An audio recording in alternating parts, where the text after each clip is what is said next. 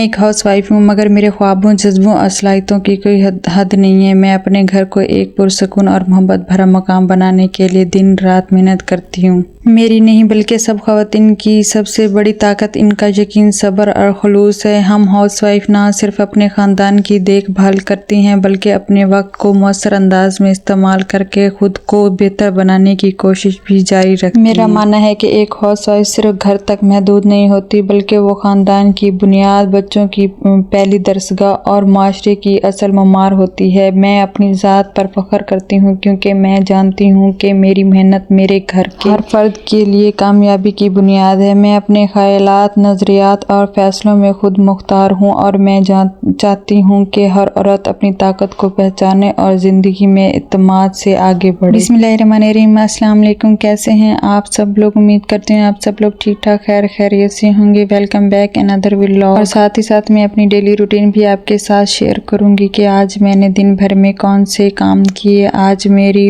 Full Friday की routine जो है मैं आपके साथ शेयर करूंगी।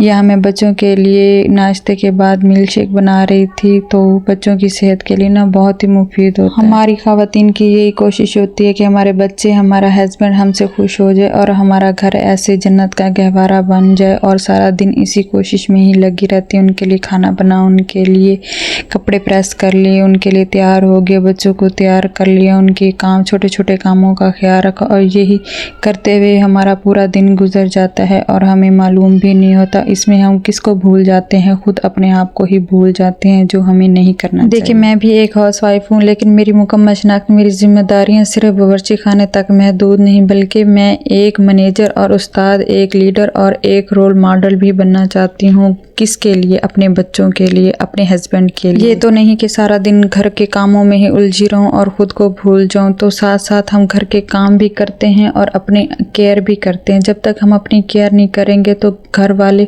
ऐसे कहेंगे कि ऐसे बन के फिर रही है। हस्बैंड तो खुसूसी बिल्कुल ही तवज्जो नहीं देगा और दूसरी जगहों पे मुंह मारते फिरेंगे। तो फिर हम कहते हैं कि हमारे हस्बैंड हमसे क्यों नाराज़ होते हैं, हमारी बात क्यों नहीं सुनते। ठीक है ना? जब आपके पास आपके हस्बैंड बैठते हैं तो क्या आपके मिसालों की स्मेल हो रही है, ये हो रहा है, वो नहाई हुई नहीं है, इतनी मैसी सी स्मेल हो रही होती है। तो आपने करना क्या है?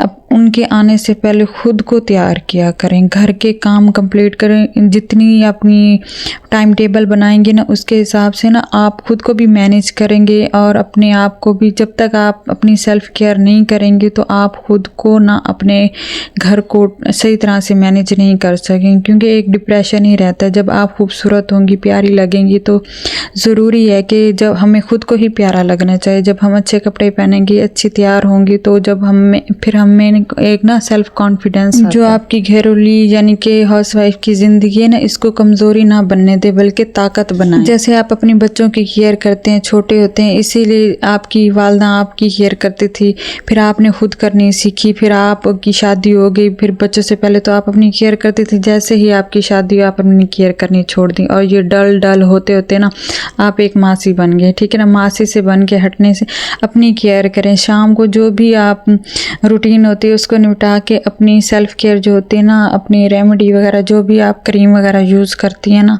सच्ची आप लगा के सोया करें। जैसे आप शादी से पहले अपनी केयर करती थी, कोशिश करें वैसे ही करें। जैसे बच्चों की केयर करती हैं, बच्चों की केयर करने के बाद अपनी भी केयर करें। देखिए, जो घर होता है ना, बच्चों की तरबियत, बच्चों मैनेजमेंट, ये सब ना हाउस वाइफ की ताकत होनी चाहिए, मजबूरी नहीं होनी चाहिए। तो जब एक हाउस वाइफ ही अपनी जिम्मेदारी को, अपनी जो मैनेजमेंट है उसे ना एक जिम्मेदारी नहीं लेगी, अपनी ताकत नहीं बनाएगी और ख़ुद को निढाल रखेगी, तो अपने आप पे तवज्जो नहीं देगी, तो वो ताकत तो नहीं बनेगी ना, एक कमज़ोरी ही बन जाएगी। चलो भाई, सुबह निढाल होके उठा, ये किया वो किया, तो वो तो घर की जो खूबसूरती होती है ना, औरत से होती है। जब वो अपने आप को नहीं संवारेगी ना, तो घर की खूबसूरती जो है ना वो भी ख़त्म होके रह जाएगी। अच्छा जी, यहाँ मैंने सारे बर्तन वगैरह अच्छी तरह से क्लीन कर लिए और ये ना मैं जो सिंक होता है ना, इसको अच्छी तरह से वॉश कर लूँगी। पता है क्या, जब ये चीज़ें ना देखने में ही मैसी और बुरी लगती है ना, तो काम करने को दिल ही नहीं करता। जब तक मैं ना किचन नीट एंड क्लीन ना कर लूँ ना, मुझे सुकून तो बिल्कुल भी नहीं आता। काम को जल्दी निपटाने के सबसे यही खुसूसियत है, जो आपको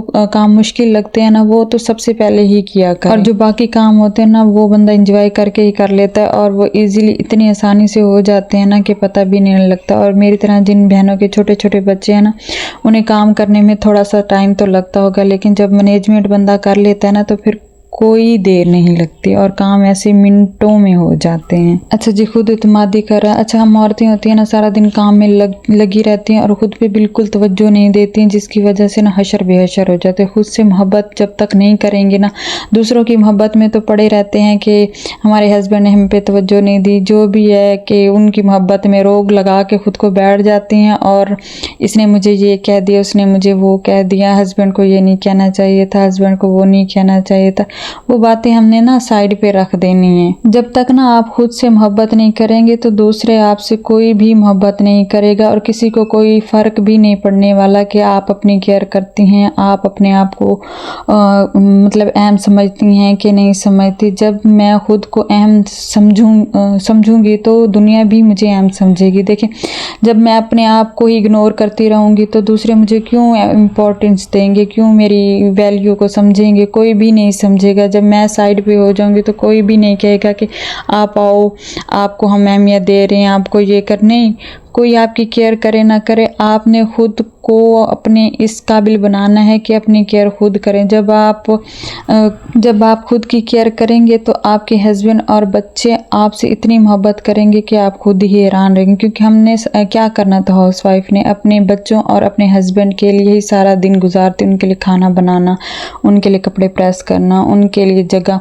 सोने के लिए एहतमाम करना कि रात को आएंगे थके हुए होंगे तो आराम से सुकून से रेस्ट करें, कोई डिस्टर्ब ना करे। बच्चे स्कूल से आ रहे हैं तो उनके यूनिफॉर्म, उनके खाने पीने की हर चीज़ ऑलरेडी हमारे पास मौजूद होती है, लेकिन क्या नहीं होता, सिर्फ अपनी केयर नहीं होती। तो सबसे पहले मेरी बहनें खुद की अपनी केयर करना सीखें। ये छोटी सी ज़िंदगी है जिसमें अपने आप से मोहब्बत करना बहुत ही ज़रूरी है। कोई भी आपसे मोहब्बत नहीं करेगा। वक्त की मनसूबाबंदी। एक कामयाब हाउसवाइफ वही होती है जो वक्त को बेहतरीन इस्तेमाल जानती है, अपना रोज़ाना शेड्यूल बनाती है और काम को ना बेहतरीन तरीके से निपटाने की कोशिश किया करें। आपको देख के ही लोग समझ जाएं कि जिस घर में हम आए हैं ना, उस घर की औरत और उस औरत का सलीका देखने में नजर आना चाहिए। इसी तरह से जब हस्बैंड घर आता है ना तो औरत को चाहिए कि उनके लिए अच्छी अच्छी बातें करें, उनसे अच्छे अच्छे कलमात जो होते हैं वो बयान करें, अच्छे अच्छे दिन भर में जो किया है काम वो उनसे डिस्कस करें, उनके लिए पानी ले, उन्हें खाना दे। ये औरत की ही जिम्मेदारी होती है। और बाद औरतें ऐसी होती हैं कि घर जैसे शौहर आता है तो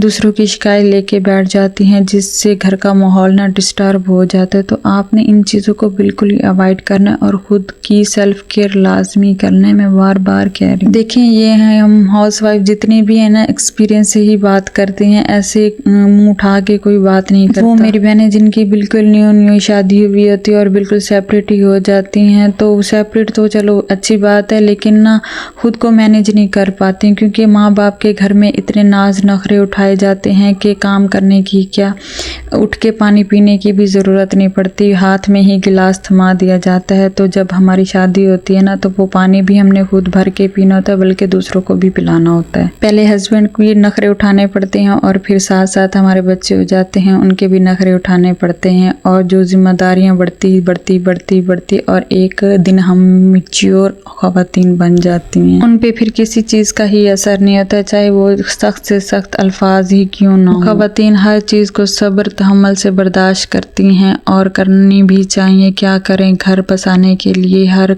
कुर्बानी ना एक औरत को ही देनी पड़ती है। आखिर ही बचपन चला जाता है और जवानी भी चली जाती है और बुढ़ापा आ जाता है और बुढ़ापा बहुत कुछ सिखा के जाता है। ज़रूरी नहीं कि मेरी हर बहन के हालात एक जैसे हों, लेकिन खुद को मैनेज तो कर सकती हैं, अपना शेड्यूल तो बना सकती हैं, कोशिश तो कर ले सकती हैं। कोशिश करने में क्या हर्ज है। तो मिलते हैं आपसे नेक्स्ट वीडियो, और अपनी नेक दुआओं में मुझे ज़रूर याद रखना है। वीडियो अच्छी लगी हो तो वीडियो को लाइक, शेयर और सब्सक्राइब करना ना भूलिएगा और बेल आइकन के बटन को तो ज़रूर प्रेस कर दीजिएगा। और प्लीज़ मेरे चैनल को ज़्यादा से ज़्यादा सपोर्ट करें, शेयर करें, लाइक करें और सब्सक्राइब ज़रूर करें। आपका एक छोटा सा कमेंट ही हमारी ज़िंदगी में बहुत अहमियत रखता है और खुशी होती है। जब आप लाइक करते हो ना, मोटिवेशन मिलती है कि किसी ने हमारी वीडियो को पसंद किया, लाइक किया। यहाँ पे मैंने बच्चों के लिए ज़ीरे वाले राइस बनाए थे और जुमे का दिन था। फिर हमने, मेरी बेटी और मैंने मिल के नमाज़ पढ़ी। जो मेरे से झगड़ा कर रही थी, जैसे आपने दुपट्टा लिया है मुझे भी वैसे ही पहन बनाएं। कहने का मकसद यही होता है कि माँ बच्चों के लिए रोल मॉडल होती है। जो काम वो करती है ना वही बच्चे करते हैं। अल्लाह हाफिज़।